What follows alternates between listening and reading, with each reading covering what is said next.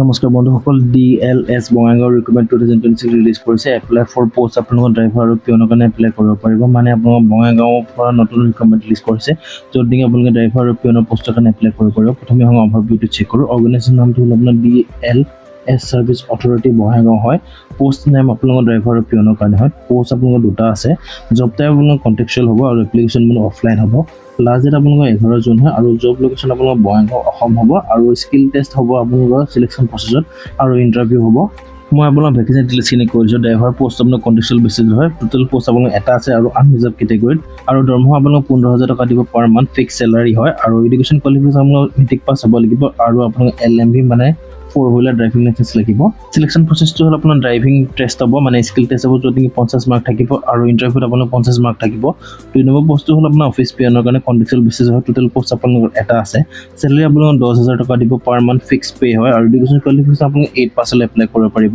আৰু যোনসকলে হাই ছেকেণ্ডেৰীৰ ওপৰত মানে HSS পাছ কৰি বেছিকৈ হৈছে তেখেতসকলে এপ্লাই কৰিব নোৱাৰিব। চিলেকশ্যন প্ৰচেছ অনলি ইণ্টাৰভিউ হ'ব, য'ত নেকি 100% মানে 100 মাৰ্ক থাকিব। আৰু কোৱালিফিকেশ্যন আপোনাৰ ড্ৰাইভাৰ পোষ্টটোৰ কাৰণে মেট্ৰিক পাছ হয় আৰু অফিচ পিয়নৰ কাৰণে আপুনি 8 পাছলৈ এপ্লাই কৰিব পাৰিব।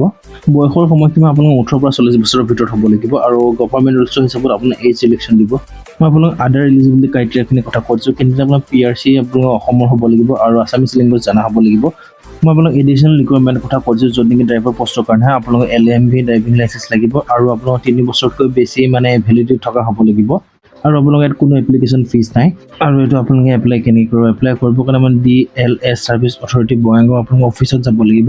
তাত আপোনালোকে নিজে জমা দিব লাগিব, নাইবা আপোনাৰ ইমেইল এড্ৰেছো দিব পাৰিব। নহ'লে আপুনি তাত গৈ মানে ড্ৰপ বক্সতো দি কিনে পঠিয়াব পাৰিব, য'ত নেকি এড্ৰেছটো হ'ল আপোনাৰ 1st floor district judicial court building হয়, বঙাইগাঁও হয়।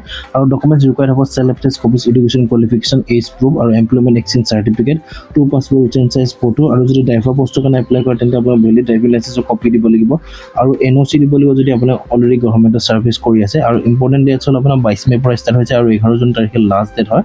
আৰু আপোনালোকে ইয়াত ইম্পৰ্টেণ্ট লিংক কিছুমান দিয়া আছে আৰু অফিচিয়েল নটিফিকেশ্যন চাব পাৰিব, নাইবা আপোনালোকে ইয়াত যিটো নেকি বঙাইগাঁও ডিষ্ট্ৰিক্ট কোৰ্টৰ যিখন এপ্লিকেশ্যন ফৰ্ম প্ৰেছক্ৰাইব ফৰ্ম এখন এই লিংকটোতে পাই যাব।